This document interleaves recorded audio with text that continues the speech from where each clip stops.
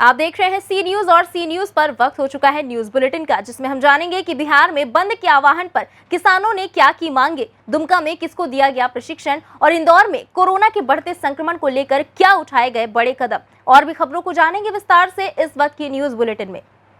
सोनबरसा राज सहरसा के बस पड़ाव के पास बैजनाथपुर सोनबरसा मुख्य मार्ग पर राजद व सीपीआई ने संयुक्त रूप से किसान सभा के आह्वान पर भारत बंद के समर्थन में सड़क जाम किया। उक्त कार्यक्रम का नेतृत्व जहां को राजद के प्रखंड अध्यक्ष राजेश कुमार सिंह मुन्ना ने किया, वहीं पर दूसरी ओर सीपीआई के सहायक अंचल मंत्री अजीत कुमार सिंह ने किया। भारत बंद कार्यक्रम को संबोधित करते हुए राजद के प्रखंड अध्यक्ष राजेश कुमार सिंह मुन्ना एवं सीपीआई के सहायक अंचल मंत्री अजीत कुमार सिंह ने कहा कि सरकार ने देश में किसान विरोधी 3 काला कानून को लागू किया है, जिसे वापस करने के लिए किसान करीब 4 माह से आंदोलन कर रहे हैं, लेकिन ये सरकार को सुनाई नहीं दे रहा। बिहार से सी न्यूज संवाददाता कविंदर कुमार की रिपोर्ट।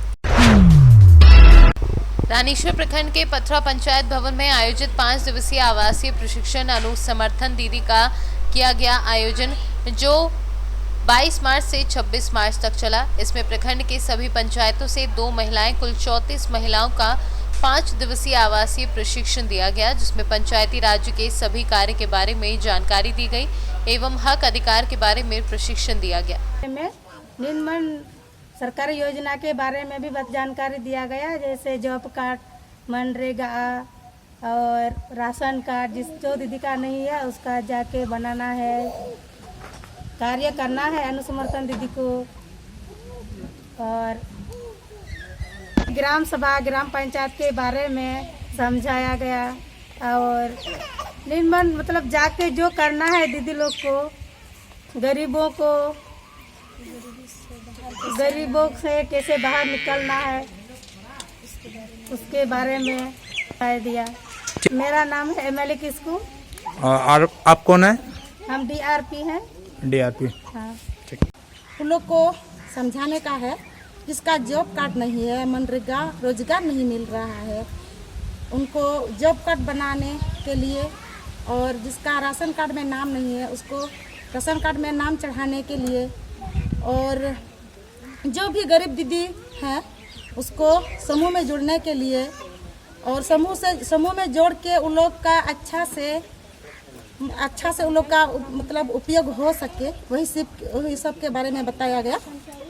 और ये भी बताया गया कि हम लोगों को पंचायत चुनाव में जैसे लड़ना है, जो एक्टिव है, जो सब कुछ कर सकती है, समूह में भी काम कर सकती है, ब्लॉक लेवल में भी काम कर सकती है, सरकारी योजना का भी जानकारी हो, उसी दीदी को चुनाव में खड़े हो सकते हैं। वही सब के बारे में हम लोग को बताया गया। आपका नाम? ममता मरांडी। कहाँ के हैं आप? सालतला के हैं। दुमका से सी न्यूज संवाददाता शुभांकर नंदन की रिपोर्ट। इंदौर पुलिस ग्राउंड पर आज वार्षिक परेड का आयोजन किया गया। आईजी, डीआईजी, जिले के सभी एसपी सहित कई पुलिस अधिकारी परेड में मौजूद रहे। आईजी हरि नारायण चारी मिश्रा ने परेड का निरीक्षण किया और पुलिस को आ रही समस्याएं भी आईजी ने अधिकारी व कर्मचारियों से सुनी। परेड के दौरान कुछ थाना प्रभारी ठीक से परेड तक नहीं कर पाए, जिसको लेकर आईजी ने फटकार लगाई। परेड के दौरान कुछ पुलिस अधिकारियों को पुरस्कृत किया गया, वहीं कुछ अधिकारियों को आईजी ने दंडित भी किया। इस वार्षिक परेड में पुलिस महकमे द्वारा पुलिस बलवा का भी प्रदर्शन किया गया, जिसमें प्रदर्शित किया गया कि कैसे दंगाइयों से निपटे। इस दौरान आंसू गैस के गोले भी छोड़े गए और बलवाइयों से कैसे निपटा जाए का भी बेहतर प्रदर्शन किया, जिसमें उनकी जो स्थानीय समस्याएं होती हैं उस पर भी बातचीत की जाती है। उस कड़ी में आज सभी अधिकारी, जिले के लगभग हर थाना प्रभारी, सारे लगभग राजपत्रित अधिकारी सभी आए हुए हैं। लगातार निरीक्षण चल रहा है। इस पूरे दौर में आगे थानों का निरीक्षण, पुलिस लाइन का निरीक्षण, कार्यालय का निरीक्षण, बहुत सारी चीज़ें रहती हैं। ये पुलिस के एक आत्मनिरीक्षण की एक आंतरिक प्रक्रिया है, जिसके अंतर्गत अपनी कार्य व्यवस्था को और बेहतर और चुस्त बनाने में की कवायद की जाती है। सर, किसी को किसी तरह का पनिशमेंट, कहीं गलतियाँ भी पाई? हाँ, इसमें पूरे में कुछ लोगों को सजा भी दी गई है, कुछ लोगों को पुरस्कृत भी किया गया है, कुछ लोगों ने बेहतर परेड दिखाया है, कुछ छोटी मोटी लापरवाहियाँ भी दिखी हैं। उन सारे उनको को लेकर के जो अच्छा कार्य किए हैं, जो अच्छा कार्य कर रहे हैं, जिन्होंने बेहतर ढंग से, अनुशासित ढंग से परेड का आज प्रदर्शन किया है, उन्हें निश्चित तौर पर पुरस्कृत भी किया जा रहा है। तो यह एक ऐसा समय होता है जो अच्छे लोग हों, जो मेहनती हैं, जो अनुशासित हैं, उन्हें पुरस्कृत और प्रोत्साहित किया जाए और जिन लोगों ने कहीं लापरवाही दिखाई है उन्हें सजा भी दी जाए। सर, थाना प्रभारियों ने ठीक से परेड नहीं करी, किसी तरह की कोई सजा या इस तरह? हाँ, उसमें कुछ जगहों पे उसमें लापरवाही दिखी, उसमें उन्हें सजा भी दी जाएगी।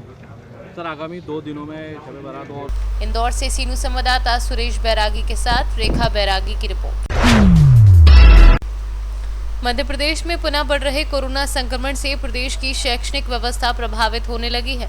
कोविड-19 के बढ़ते प्रकोप के कारण एक बार फिर प्रदेश के विश्वविद्यालय की परीक्षाएं भी प्रभावित होती दिखाई देनी है, जिसके कारण प्रदेश का समूचा विद्यार्थी वर्ग असमंजस की स्थिति में है। ऐसे में सरकार का यह दायित्व बनता है कि त्वरित रूप से विश्वविद्यालय परीक्षाओं के बारे में उचित निर्णय कर विद्यार्थियों को इस असमंजस की स्थिति से बाहर लाए।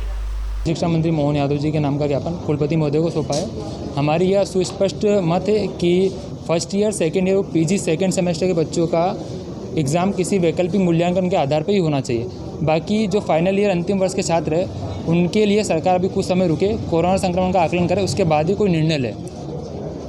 आज देखा जा रहा है कि NSUI में भी भूख हड़ताल लगातार जारी है, ABVP भी छात्र इसके लिए लड़ाई लड़ रहा है, तो क्यों तो दोनों संगठन साथ आके लड़े। हमारा कोरोना काल से ये स्पष्ट मत है कि फर्स्ट ईयर सेकेंड ईयर के तो किसी वैकल्पिक मूल्यांकन के आधार पर हो, पर अंतिम वर्ष के जो छात्र हैं उस पर सरकार, क्योंकि उन बच्चों को आगे कॉम्पिटिटिव एग्ज़ाम किसी कॉम्पिटिटिव एग्ज़ाम में पार्टिसिपेट करना है, कहीं आगे एडमिशन लेना है, कहीं जॉब करनी, तो उनके लिए उनको दिक्कत न आए, इसलिए सरकार उनके लिए कुछ समय रुक कर उस पर मांग करे। और यह NSUI के एजेंडे में नहीं है, हम दोनों पक्ष देख के ही इस पर हमने हमारा मत रखा है।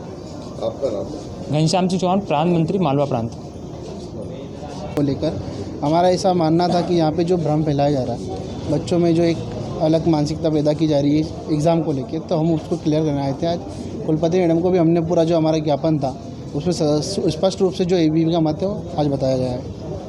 क्या कहा आपने ज्ञापन के माध्यम से, क्या रखी है मांगे? ज्ञापन के माध्यम से हमने जो 2 मांगे रखी है कि प्रथम और फर्स्ट और सेकेंड ईयर दोनों के लिए जो भी वैकल्पिक मूल्यांकन के आधार पे परीक्षाएं हो, और दूसरा जो फाइनल ईयर की एग्ज़ाम है PG UG दोनों के लिए, तो उसके लिए हमारी ये मांग है कि या तो थोड़ा समय दिया जाए, भी आगे बढ़ाया जाए, जब तक कोविड का अगर जो भी होता है आगे नियंत्रण में आता है तो उस समय तक रुका जाए, या फिर अगर कोविड नियंत्रण में नहीं आता है तो फिर जो भी सरकार निर्णय ले उस समय उसके लिए मान्य रहेगी हमारा। लक्की आदिवाल, महानगर मंत्री, अखिल भारतीय विद्यार्थी परिषद इंदौर महानगर। लेकिन उनका ये भी कहना है कि थोड़ा सा अगर पढ़ाई वगैरह बच्चों की नहीं हुई है तो कुछ समय के आकलन के पश्चात ही डेट्स डिसाइड की जाए। क्या निर्णय इस पर? निर्णय तो अभी हमने जैसे कई बार कहा है, हम पर्सनली हम लोग भी इसी ओपिनियन के हैं, हम लोगों को भी लगता है बात मानना चाहिए, लेकिन निर्णय तो अभी शासन की जो गाइडलाइंस निर्देश दिए जाएंगे, क्योंकि इस समय परिस्थितियाँ अलग हैं, तो जो शासन की गाइडलाइंस होंगी उन्हीं का पूरी तरह पालन किया जाएगा। मैडम, कैंपस के अंदर एक और प्रदर्शन चल रहा है, अभी दूसरा संगठन, तो प्रमुख संगठन है, दोनों मैनेजमेंट से असंतुष्ट हैं, तो इसका क्या? नहीं, इसमें दोनों ही छात्र संगठन है और इसमें बड़ी संख्या उन बच्चों की है जो कि अपनी पढ़ाई छोड़कर यहाँ पर बैठे हुए हैं। उनकी शिकायत ये है कि वो पढ़ाई उनको नहीं कराई गई ठीक से, तो इस लिमिटेशन जो थी, हम लोगों के यहाँ से पढ़ाई की पूरी व्यवस्था की गई, सभी एफिलिएटेड कॉलेजेस से में भी ऑनलाइन पढ़ाई की गई है, दूरदर्शन से भी कुछ लेक्चर्स का प्रसारण हुआ है। हाँ, ये बात सही है कि कई जगह पर जो नेटवर्किंग की प्रॉब्लम वगैरह रही होगी तो कुछ बच्चों की पढ़ाई नहीं हो पाई, लेकिन जो भी जिम्मेदार बच्चे हैं उन्होंने अपनी किसी न किसी तरीके से पढ़ाई पूरी की है। वो लोग तो यहाँ पर आ भी नहीं रहे, प्रदर्शन में जनरली वही छात्र आ रहे हैं, मुझे ऐसा लगता है, बाकी बच्चे जाने। और जिस तरह से वो खुद ही कोविड गाइडलाइन का पालन नहीं कर रहे हैं, तो और शिकायत यही है कि एग्जामिनेशन सेंटर में पालन नहीं होगा। हम लोग अपनी पूरी सुरक्षा बरतेंगे, सतर्कता से बरतेंगे और पूरा सैनिटाइजेशन कराएंगे, तब जाके परीक्षा लेंगे। यहाँ पर तो किसी भी तरह का वो आपस में कोई प्रोटोकॉल का। इंदौर से सीनू संवाददाता सुरेश बैरागी के साथ रेखा बैरागी की रिपोर्ट। झांसी जिले के रानीपुर में भकौरा डेरा पर कच्ची शराब के विरुद्ध बड़ी कार्यवाही की गई। आबकारी विभाग की टीम व मऊरानीपुर पुलिस की टीम ने भकौरा डेरा पर 2000 लीटर भारी मात्रा में कच्ची शराब को लहन किया व 1000 लीटर कच्ची शराब बरामद की गई। 2 महिलाओं को मौके पर पकड़कर कानूनी विधिक कार्यवाही की गई। मऊरानीपुर पुलिस व आबकारी विभाग की टीम ने कच्ची शराब को जमीन से नल द्वारा निकाला गया। आज सर आपके द्वारा जो कार्रवाई है किस डेरे पे की गई सर, कितना नष्ट किया गया सर और? ये भकौरा डेरे पे जो है कार्रवाई हुई है। त्रिस्तरीय पंचायत चुनाव और ये होली के त्यौहार को देखते हुए सरकार के सख्त निर्देश हैं कि कहीं भी जो है अवैध शराब न बिकने पाए। उसके परिप्रेक्ष्य में सारी कार्रवाइयाँ हो रही हैं। लहन जो है करीब 2000 केजी लहन नष्ट किया गया और करीब 300 लीटर शराब बरामद की गई। सर कोई लोग सर अरेस्ट हुए हैं, कोई एक आध? अब अरेस्ट करने के जो है तलाशी हो रही है, पकड़े जाएंगे तो उनके विरुद्ध कार्रवाई की जाएगी। रानीपुर से सी न्यूज़ संवाददाता चंदू राइन की रिपोर्ट। इस वक्त की बड़ी खबरों में बस इतना ही। देश दुनिया की बाकी खबरों के लिए देखते रहिए सी न्यूज़ भारत।